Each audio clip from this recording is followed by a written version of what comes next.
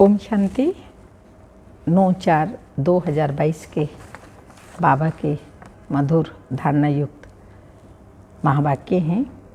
बाबा ने कहा है कि तो बच्चों को बाबा मनुष्य से देवता बनाने आए हैं, पतित से पावन बनाने आए हैं, कांटों को फूल बनाने आए हैं। तो ऐसे बाबा का दिन रात शुक्रिया मानो और शुक्रिया मानने के साथ साथ श्रीमत पर चलो और बाबा से सच्ची प्रीत रखो। सारा दिन ही एक्चुअली बाबा के जब हम गुणगान करते रहेंगे, शुक्रिया करते रहेंगे, तो हम सदा ही शुक्रिया में रहेंगे। और बाबा की सच्ची प्रीत जिन बच्चों की है, उनकी बाबा ने निशानियाँ बताई।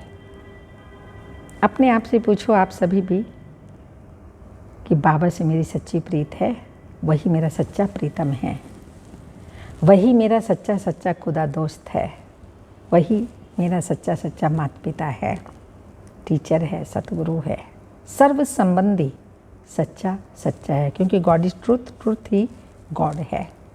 वो सच्चा बाबा है, सत्यम शिवम सुंदरम। तो सत्य बाबा के महावाक्य सुनते हैं। मीठे बच्चे, बाप मनुष्य से देवता बनाने आए हैं तो उनकी दिल से शुक्रिया मानो, श्रीमत पर चलते रहो, एक से सच्ची प्रीत रखो। क्वेश्चन, जिन बच्चों की बाप से प्रीत है उनकी निशानियां क्या होंगी? आंसर है, बाप से सच्ची प्रीत है तो एक उन्हें ही याद करेंगे, उनकी ही मत पर चलेंगे, मनसा वाचा कर्मणा, किसी को भी दुख नहीं देंगे, किसी के प्रति घृणा नहीं रखेंगे, अपना सच्चा सच्चा पोता मेल बाप को देंगे, कुसंग से अपनी संभाल करेंगे। ये है प्रीत बुद्धि बच्चों की निशानियाँ। गीत के बोले, धीरज धर मनवा, धीरज धर, तेरे सुख के भरे दिन आएंगे। आ गए हमारे तो। ओम शांति। ब्राह्मणों को तो जरूर धीरज ही होगा, क्योंकि ब्राह्मणों के साथ परम पिता परमात्मा हैं और परम पिता परमात्मा के साथ प्रीत है ब्राह्मणों की। नंबरवार पुरुषार्थ अनुसार सबकी एक जैसी प्रीत नहीं है।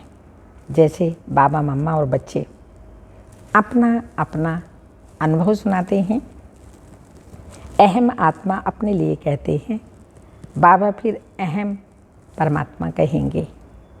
अहम आत्मा कहती, मैं परम पिता परमात्मा को बहुत याद करती हूँ, क्योंकि जानती हूँ आधा कल्प हमने रावण राज्य में बहुत दुख देखा है। ऐसे भी नहीं कि शुरू से दुख होता है, नहीं, रावण राज्य में धीरे धीरे दुख की वृद्धि होती है, कलाएं कम होती जाती हैं। अहम आत्मा को अब परम पिता परमात्मा बतलाते हैं कि पहले तुम अव्यभिचारी भक्ति में थे, सिर्फ मुझे याद करते थे, फिर व्यभिचारी रजोगुणी भक्ति में आए, अभी तो तमोगुणी भक्ति हो गई है। जो आया उनको पूजते रहते हैं, इसको कहा जाता है भूत पूजा। क्योंकि शरीर 5 तत्वों का बना हुआ है। ये फलाना स्वामी सिर्फ 5 तत्वों के शरीर को देख सकते हैं और देख करके कहते हैं, फिर उन्हों के चरणों में गिरते हैं। यह हो गई तमो प्रधान भक्ति। अभी हम आत्मा जानते हैं, परम पिता परमात्मा फिर से आए हैं हमको अपना वर्षा देने के लिए। तो जितना हो सके उनको याद करते रहना है। उनका फरमान है, शिव बाबा का फरमान, मुझे याद करो। देही अभिमानी भव, आत्म अभिमानी भव। मुझे याद करो, आत्म अभिमानी बनो। बाबा सुनाते हैं, घड़ी घड़ी बाप का शुक्रिया करता हूँ। ये ब्रह्मा बाबा कह रहे हैं कि मैं घड़ी घड़ी बाप का शुक्रिया करता हूँ। बाबा, आपने मुझे अंधियारे से निकाला है। बाबा के साथ हमारी प्रीत है और सबकी है विनाश काले विपरीत बुद्धि। वह पूरा वर्षा ले न सके, लौकिक बच्चों की बाप से प्रीत होती है। बाप की मत पर चलते हैं तो बाप भी राजी होते हैं। अंडरलाइन। शिव बाबा की श्रीमत पर हम चलते हैं तो शिव बाबा भी राजी होते हैं। तो आप कहेंगे नहीं चलेंगे तो नाराज हो जाएंगे, ये बात नहीं है। परंतु बाबा और खुश होते हैं, राजी होते हैं अगर आप शिव बाबा की बात को मानते हैं। आप मानेंगे नहीं तो बाबा भी क्या करेगा, छोड़ देगा। अगर बच्चा मत पर नहीं चलता तो बाप राजी नहीं रहता।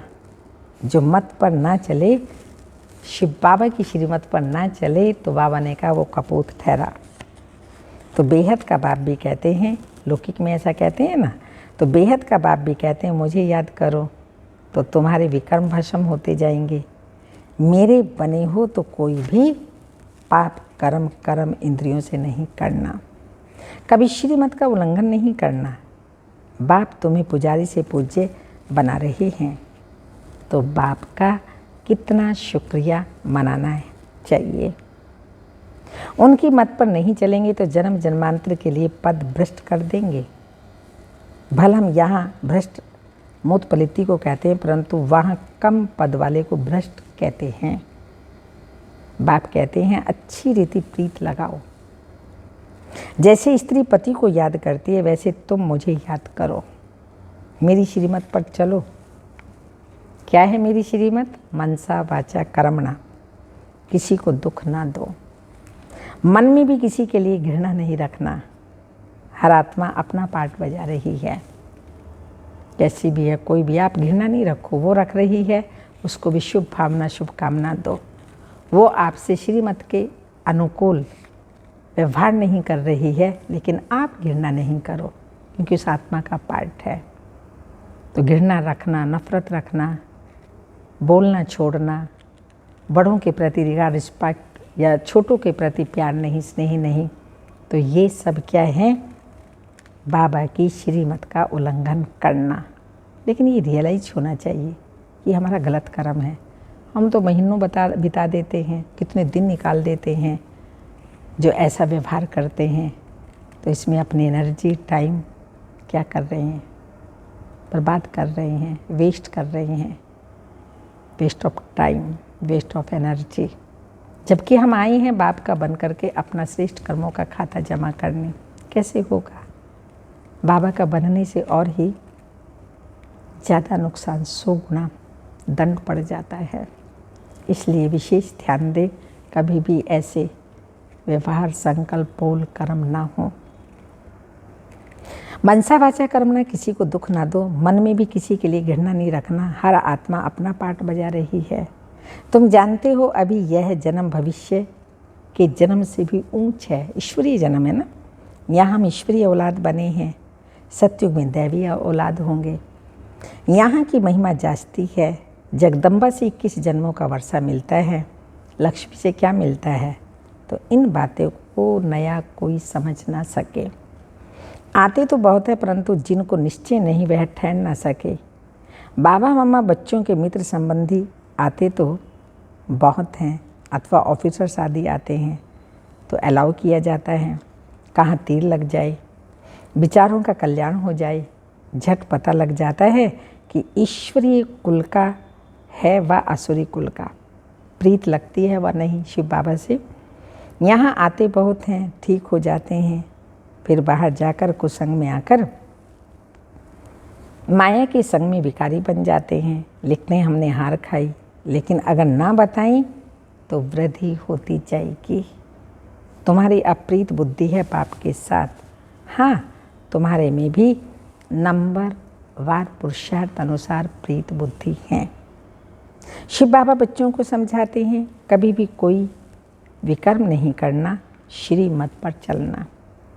बाबा के बने हो तो तुम्हारी चलन ऐसी होनी चाहिए। कैसी?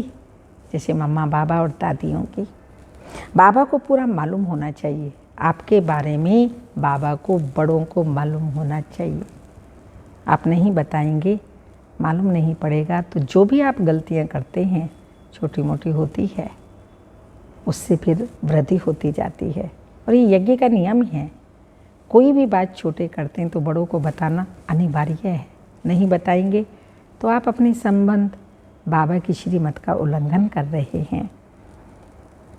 तो बाबा को पूरा मालूम होना चाहिए, बाबा तो साकार में नहीं है और हम कहें शो बाबा तो सब कुछ जानता है। नहीं, निमित्त बाबा ने जिसको भी बनाया है उन्हें आपके बारे में सब कुछ मालूम होना चाहिए। बाबा मुक्ति, जीवन मुक्ति, विश्व की बादशाही देते हैं और बच्चों के पास क्या है वो बाप को पता नहीं है। विश्व की बादशाही ले रही हैं। हाँ, यहाँ भी हम पालना में पल रहे हैं बाबा की, और बाबा के निमित्त बच्चों को पता ना हो, बाबा को पता ना हो। बाप के पास तो पूरा पोता मिलाना चाहिए। मेरे को देने से तुम्हारा नुकसान नहीं होगा। वह तो सब पैसे आदि अपने काम में ले लेते हैं, मैं तो निराकार हूँ। ये सब तो बाबा को चाहिए क्या? किसी को भी नहीं चाहिए। तुम बच्चों के ही काम में लगाता हूँ। जो भी आप देते हो बाबा को, बाबा बच्चों के काम में ही लगाते हैं। जैसे गांधी जी देश के काम में लगाते थे, इसलिए उनका नाम बाला है। बरोबर गांधी ने कांग्रेस राज्य स्थापन किया, नहीं तो यहाँ राजाओं का राज्य था। अभी बाप से नई राजधानी राम राज्य स्थापन कर रहे हैं, फिर से नई राजधानी स्थापन कर रहे हैं। ये बात सभी बच्चों को बुद्धि में बैठती नहीं। अगर बैठे तो खुशी का पारा भी चढ़े। बाबा के साथ योग लगाते रहें। बाबा कहते हैं परम धाम में रहने वाले बाप को याद वहाँ करो जहाँ जाना है। अब ड्रामा पूरा होना है। ड्रामा को कोई जानते ही नहीं, ना कोई कि मेरे साथ प्रीत है। कहते हैं हम परंपरा से गंगा स्नान करते आए हैं।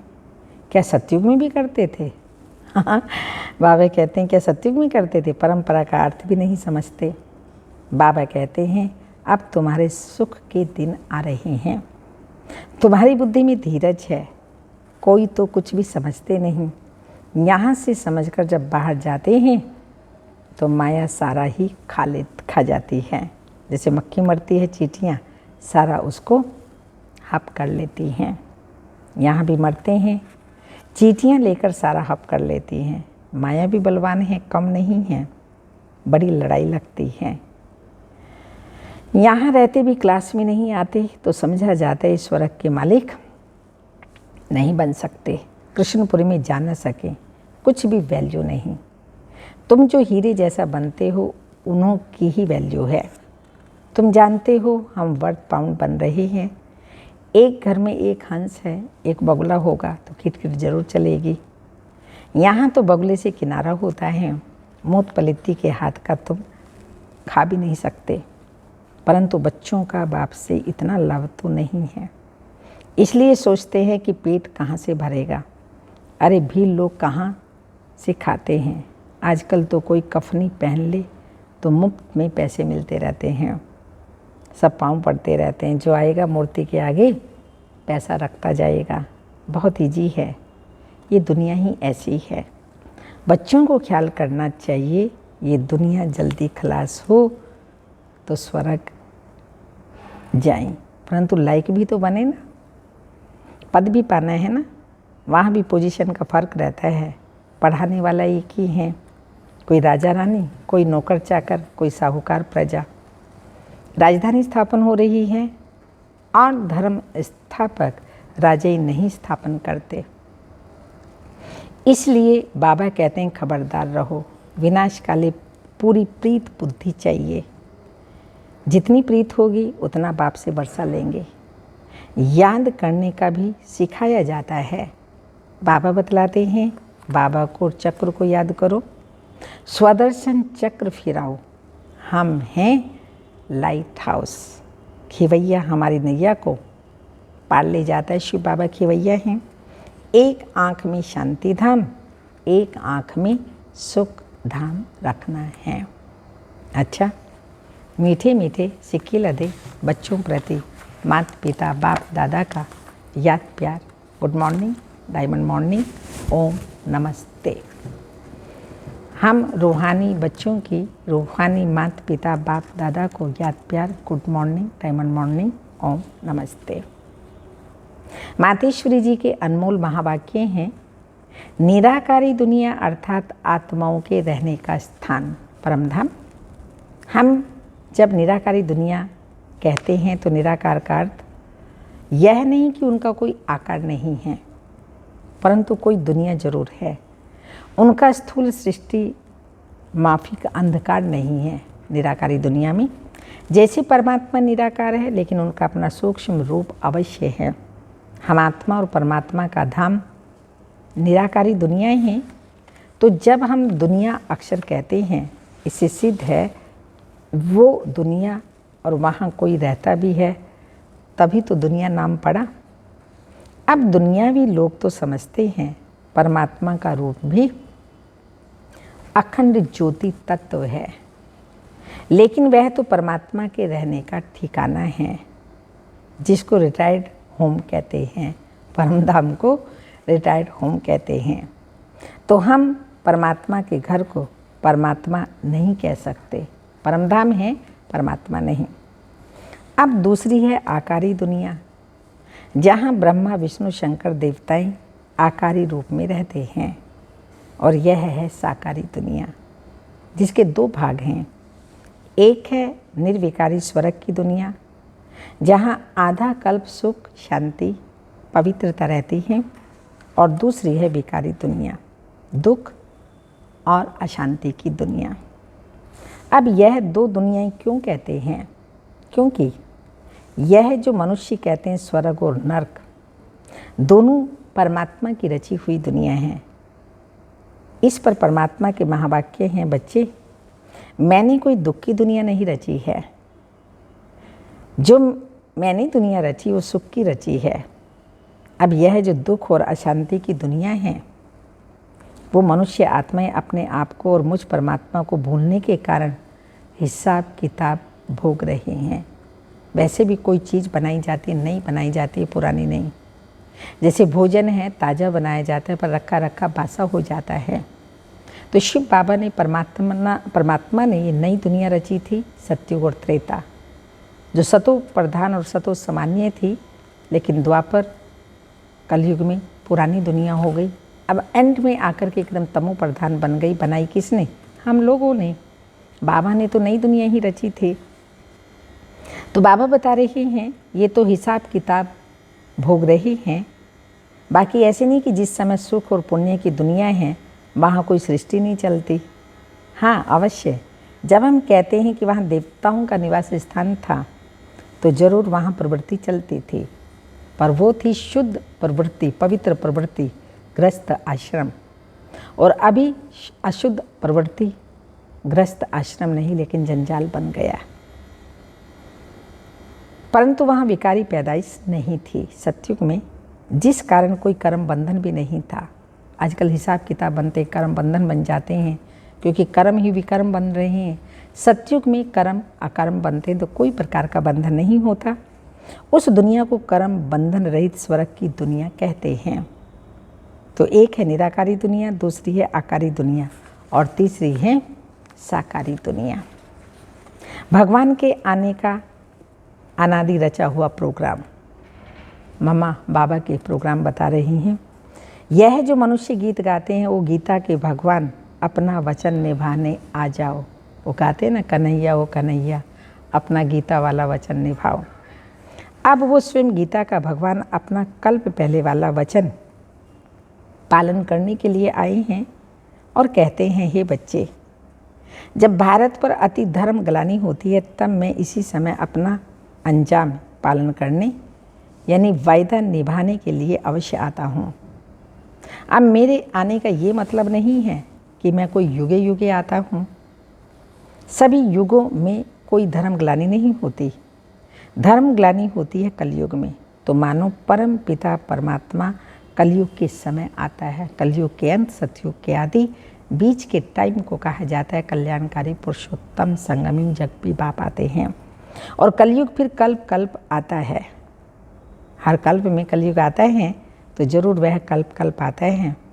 कल्प में फिर 4 युग है, सतयुग, त्रेता, द्वापर, कलयुग। उनको ही कल्प कहते हैं। आधा कल्प सतयुग त्रेता में सतोगुण सतो प्रधान, वहाँ परमात्मा के आने की ज़रूरत नहीं है। और द्वापर युग में तो फिर दूसरे धर्मों की शुरुआत है। उस समय भी अति धर्म ग्लानि नहीं है। इससे सिद्ध है कि परमात्मा तीनों युगों में नहीं आता, न सतयुग, न त्रेता, न द्वापर, कलयुग में भी नहीं। कलयुग के भी एकदम एंड में आता है। बाकी रहा कलयुग, उसके भी अंत में अति धर्म ग्लानि होती है। उसी समय परमात्मा आए अधर्म विनाश कर सत्य धर्म की स्थापना करते हैं। परमात्मा ने घोर कलयुग की स्थापना की नहीं। अब यह तो बात हो ही नहीं सकती।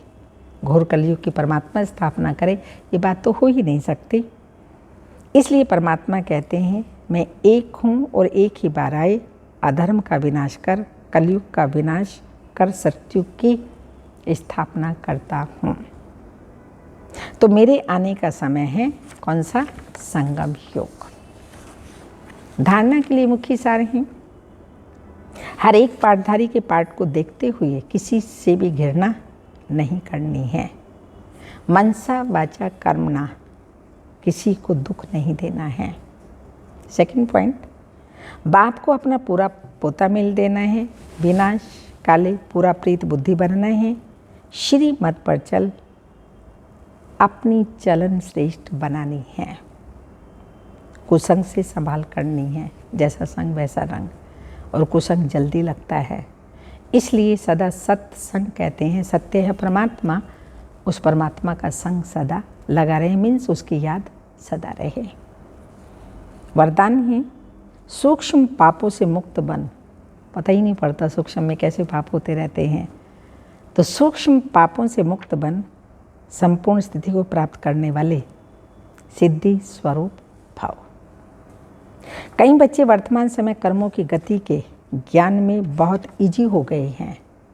तो कौन देखता है, किसको मालूम है? तो बहुत इजी हो गए, इसलिए छोटे छोटे पाप होते रहते हैं। कर्म फिलॉसफी का सिद्धांत ही है, यदि आप किसी की ग्लानि करते हो, ये सूक्ष्म नहीं, ये तो मोटे रूप से बहुत बड़ा पाप है। ये कर्म फिलॉसफी का सिद्धांत है कि अगर आप किसी की ग्लानि करते हो, किसी की गलती को फैलाते हो, या किसी के साथ हाँ में हाँ मिलाते हो, वर्णन नहीं की, परंतु कोई आप किसी की ग्लानि कर रहे, कहते हैं हाँ भाई वो तो है ही ऐसा, तो अगर हाँ में हाँ मिलाते हो तो यह भी पाप के भागी बनते हो। अटेंशन, अपने कर्मों पर, अपने बोल पर, सुनने पर, हाँ में हाँ मिलाने पर ध्यान रहे। आज आप किसी की ग्लानि करते हो तो कल वह आपकी दुगनी ग्लानि करेगा। ये छोटे छोटे पाप संपूर्ण स्थिति को प्राप्त करने में विघ्न रूप बनते हैं। इसलिए कर्मों की गति को जानकर पापों से मुक्त बन सिद्धि स्वरूप बनो। हर आत्मा का पार्ट है, वो पार्ट बजा रही है, उसके पार्ट को, गलत को देख करके मैं अपनी दृष्टिवृत्ति चेंज कर लूँ और किसी के आगे वर्णन करूँ। मुझे अच्छा नहीं लग रहा है तो जिसको मैं सुनाता हूँ उसको कैसे अच्छा लगेगा। ये कर्म फिलॉसफी बड़ी कोई ये है, इस पर ध्यान रहे। स्लोगन, आदि पिता के समान बनने के लिए शक्ति, शांति और सर्व गुणों के स्तंभ बनो। आदि पिता के समान बनने के लिए शक्ति, शांति और सर्व गुणों के स्तंभ बनो। 4 स्तंभ हैं हमारे, जो हम राजयोग में बताते हैं। वो चारों सामने रखो और देखो, मैं ऐसा बना हूँ, ऐसी बनी हूँ। ये अपना आप ही रूप देखो। कल बाबा ने श्रृंगार कराया था अमृत बेले का। आज का बाबा ने जो ड्रेस बची हुई थी, वो एक ही दिन सारी नहीं पहन लेते हैं, टाइम टू टाइम पहनते हैं। तो बाबा ने कहा, जब श्रेष्ठ टाइटल्स की ड्रेस पहनेंगे, गुणों का श्रृंगार करेंगे, तो जैसे सतयुग में विश्व महाराजा विश्व महारानी की राजाई ड्रेस के पीछे दास दासियाँ ड्रेस को उठाते हैं, पीछे होता ना इतना लंबा, वो उस ड्रेस को उठाते हैं, वैसे अब मायाजीत संगम योगी स्वराज्य अधिकारी के टाइटल्स रूपी ड्रेस में स्थित होके समय स्थित होने के समय ये 5 तत्व, 5 विकार आपकी ड्रेस को पीछे उठाएंगे, अर्थात अधीन होकर के चलेंगे। ओम शांति।